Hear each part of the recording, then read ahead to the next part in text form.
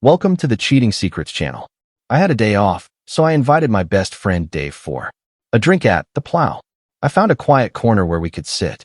He was probably only drinking non-alcoholic beverages because he had a night shift starting at 6. We both worked in shifts at the same paper manufacturing company. We were waiting for my wife, Jenny, to join us. I was feeling irritated but kept my emotions in check. Dave didn't seem to notice my short responses while we were talking. Jenny and I had been friends since elementary school. We mainly spent time together and grew up side by side. We both liked Dave. He was a good friend, but sometimes he wasn't very reliable. Even in those early days, we knew he was a bit of a gambler. His word wasn't always solid. It was more like a lump of warm jelly. But over time, my feelings for Jenny grew, and it seemed that her feelings for me were growing too. Friendship turned into love, and we got married when we were both 23. We often got together on weekends, Jenny, me, Craig, and Dave with his latest girlfriend. Dave was always there to help. He might be a little late, sometimes even very late, but he always got things done. From early on, it was obvious that Jenny loved me just as much as I loved her, and everyone expected that we would get married. All our parents could see what was happening, and they were happy about it. Dave was my best man at our wedding, and he was also the scoundrel, because of whom I ended up on a train to Scotland for my bachelor party with no money. Fortunately, I had a hunch something like that might happen, so I hid a little cash in my credit card in my sock. At first, it was a bit uncomfortable using the card, but after a few drinks, I stopped feeling the pain. He was surprised when I showed up for work the next day. He had already thought up an excuse for me. Jenny had always been a bit of a flirt from an early age. I'm sure at first she didn't realize what she was doing. But once hormones kicked in, she became fully aware. However, she kept it under control, just a playful glance and a smile. She never crossed the line. That would have been wrong. Why do you flirt with other men? I asked directly one day. It's fun, she replied. It's just harmless flirting, nothing serious. She even did it with Dave sometimes. I had grown used to her ways, and it would have been strange if she didn't flirt a little. One day, after we had been married for a few years, I asked her on the way home from the pub, why don't you flirt with me? It's not fun flirting with your husband in public. I do that for you in the bedroom, she said with a smile. And she did. Our intimacy was great. Our company was expanding, and both Dave and I had the chance to get promoted to become shift supervisors.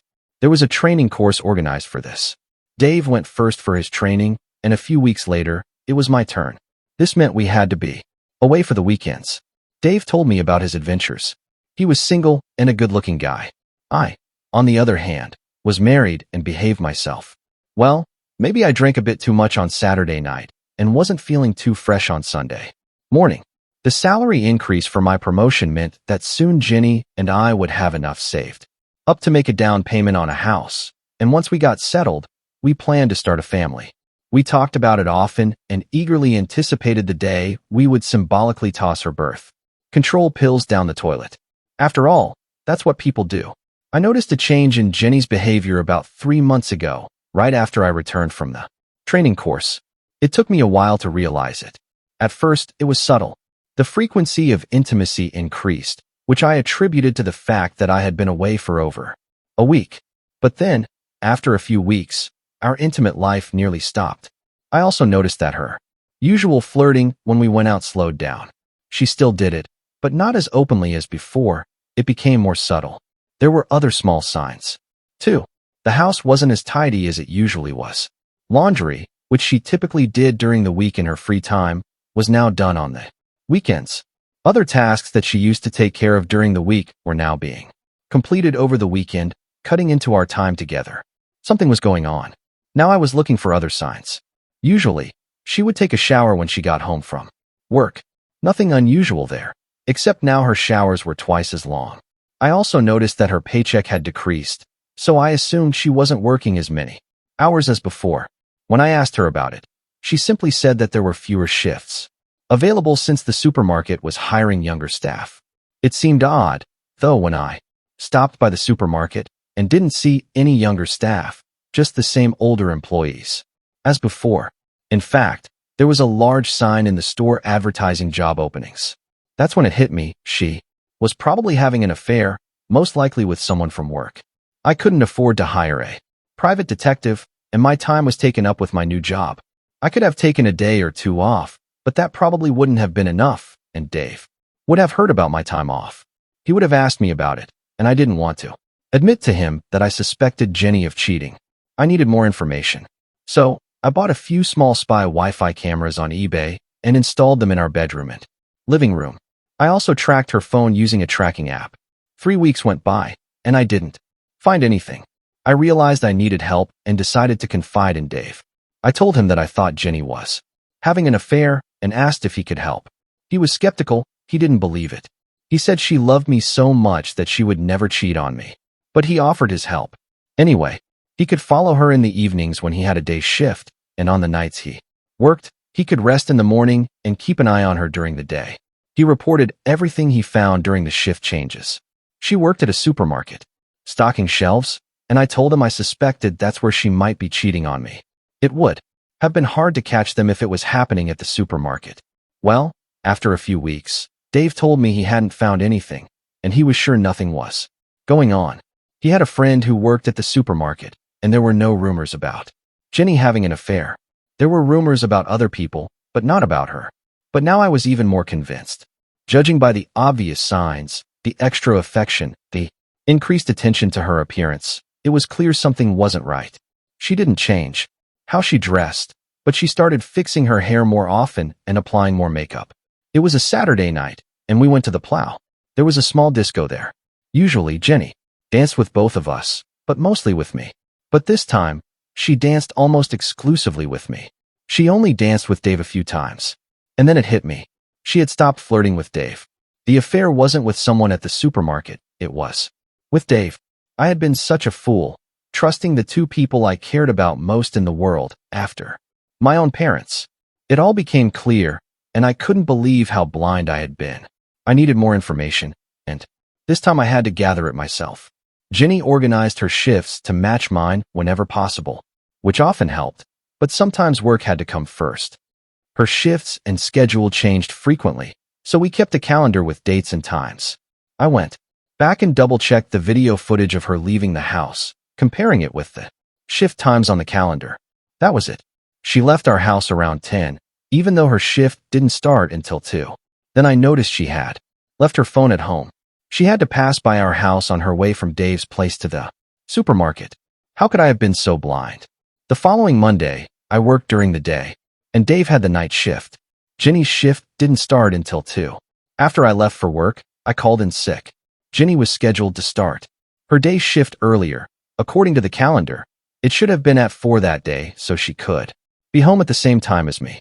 I watched as she left our house about an hour after I had gone, heading to Dave's place, and then left just in time to make it to her shift. No wonder the house wasn't as tidy as usual. She was spending most of the day at Dave's. I took pictures of her coming and going. I had to make sure it couldn't be something innocent. I would look like a complete fool if I accused them without proof. That Monday evening, I went out for a walk. I knew where Dave kept his spare key hidden. I took 2 Wi-Fi cameras with me. He wouldn't have noticed them among the clutter he lived in. I even managed to place one in his bedroom. Though, when I had recently visited him, I noticed his apartment had become a bit tidier. I had assumed he was seeing someone, but he hadn't mentioned anyone to us. You can't exactly invite a woman over to a typical bachelor's pad with the kind of mess he usually lived in. I caught them the next day. Jenny showed up at Dave's place, but it wasn't just a friendly kiss. It was a kiss between lovers. I heard her scolding him about the state of the apartment, and she started cleaning up. As soon as she finished, he took her by the hand and led her to the bedroom. They didn't come out for 2 hours. That was enough for me. I didn't need to watch what was happening in the bedroom. I couldn't bear to break my own heart any further. I simply saved the recording for later. That was last week. I told her I wasn't feeling well and wasn't in the mood for intimacy. My parents had moved to the South Coast, so I suggested we visit them for the weekend. There would be no intimacy there. It felt wrong to do that in my parents' house, and frankly, I didn't want to be with her after what I had seen. Besides, something Dave said on one of the recordings during a phone call had piqued my interest. We returned on Sunday, and since neither of us liked to cook, I suggested getting Chinese takeout when we got back. I went to pick it up. I made sure to get close enough to Dave's house. to connect to his Wi-Fi. My suspicions were confirmed. I asked Dave to meet me at the pub at 5 o'clock before he left for his shift. I ordered drinks, including one for Jenny. When he arrived, he asked what was going on. I told him I wanted to wait until Jenny got there. I'm sure I noticed a flicker of concern on his face. He drank half a pint of light beer, not wanting to be drunk before work. Then I received a message saying Jenny was on her way. I placed my phone on the table and kept the screen on. I was waiting for another message. Jenny arrived. She slid up next to me and gave me a kiss. She was smiling, barely glancing at Dave. "Well, darling, what's all this about? What's with the cloak and dagger routine?" "Oh, it's quite simple. How long have you two been having an affair?" Behind my back, their expressions were priceless. In the corner of the room, I had my old phone set up, recording everything. Jenny muttered, "We're not like that." "What makes you think so?" "We're not like that." Dave raised his hands. "That would be ridiculously stupid, buddy." "Of course not. We'd never do that to you. You must be out of your mind." Both of their faces were bright red. That's when I pulled out the photos from my pocket. Pictures of them walking into his bedroom, holding hands. The date and time were clearly marked, and then, 2 hours later, pictures of them coming out, along with one of them kissing, not like friends, but like lovers. Jenny's face went from bright red to pale white. She looked like she had seen a ghost. I pulled an envelope from my pocket. I had printed a separation agreement. I tossed it onto the table. Jenny picked it up and read it while I took a sip of my beer. No, I don't want this. Please, I don't want this. You still haven't answered my question. How long? I'm going to ask you a few more questions. I already know most of the answers, so if I catch a single lie, I'm walking out. I'll sign this paper.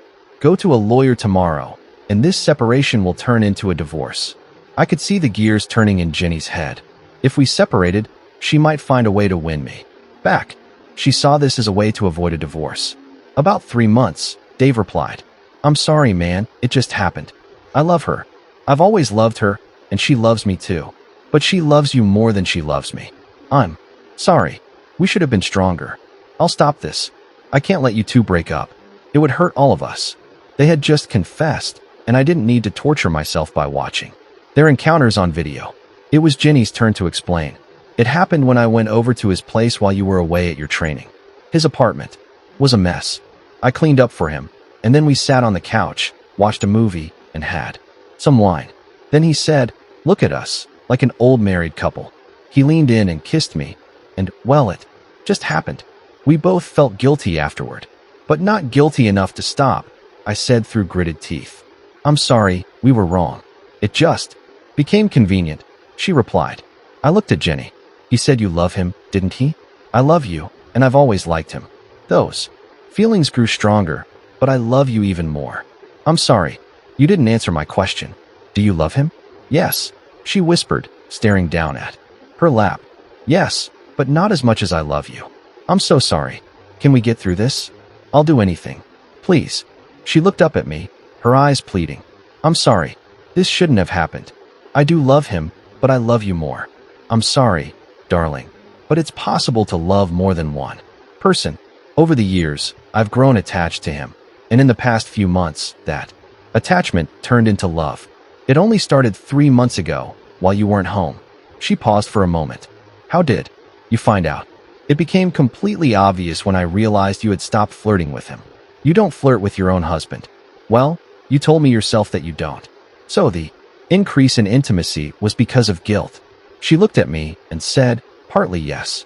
I'm sorry, but sometimes I just wanted to be with you. You're better than him." He didn't agree with that.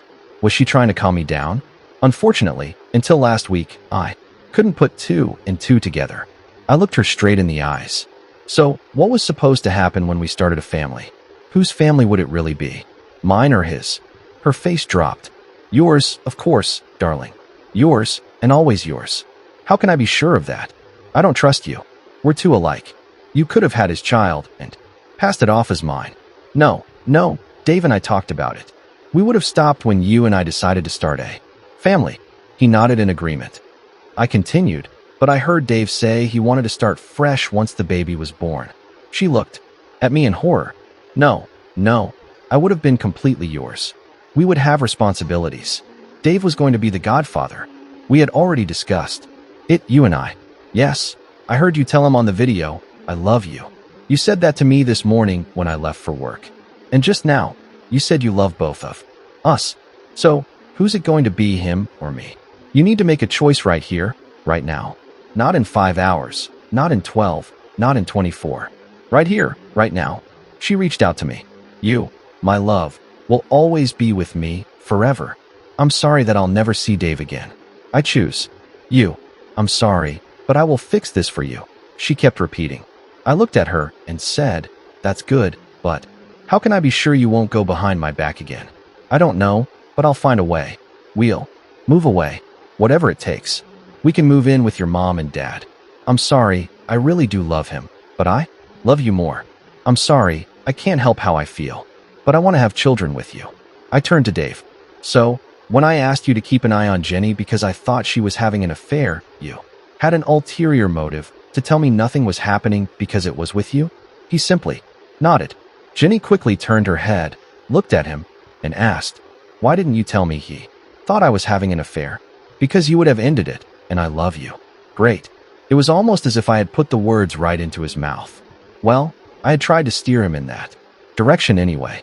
I opened another photo of him. This time, he was with Sari Bridges, the wife of our boss, on the back of the couch. I took out my phone and played a clip where Dave said, sorry, I love you.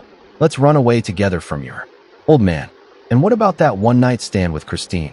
I laid down another picture, this one, showing Dave with a dark-haired girl in his bed, him lying on top of her. I played another clip, where he asked her if he could see her again. Jenny just sat there, her lips forming a silent goldfish shape. Tears were streaming down her cheeks. Goldfish can't cry, can they? I finished my beer, got up from the table, and went to pour myself another. I wasn't going to waste more time with these two cheating fools. Later, I checked what they said to each other on the phone, just in case there was anything interesting. I had planned ahead. I sat down again. Looking at Jenny, I said, oh, I don't think we'll be moving. I think we'll stay right here. Dave looked horrified. I can't move. My parents live here, and they'll need my help. Oh, I think you'll be moving sooner than you think. I sent Mr. Bridges, you know, our boss, copies of the video I took of you and his wife. You really should have cleaned up the couch before sleeping with her. And I seem to recall you telling her you loved her more than anything in the world. You wanted her to leave him. Well, it turns out you can love more than one person. A message appeared on my phone. I just glanced at it. I think our boss is waiting for you at work. He's probably staying late to be there when you show up.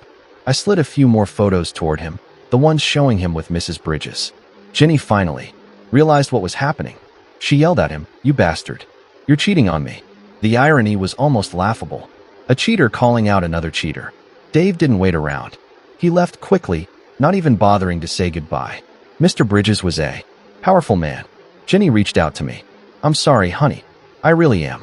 We shouldn't have done this. Please, let's forget about this separation. I'll make it right. I'll do anything. Please, stay there, I said, standing up and walking over to the window. I saw exactly what I expected and dialed 911. I told the operator, you better send an ambulance. It looks like someone's being beaten up near the plow on Mill Road. I prefer not to give my name. I don't want to get involved. They would have my phone number. I'm sure they could track me if they wanted. The message I had received earlier was from Mr. Bridges. I'm outside. I returned to Jenny, who was still crying. Honey, I'll do anything. I couldn't help myself, but it was wrong. Once we started, I couldn't stop. I'm sorry, we should have been stronger.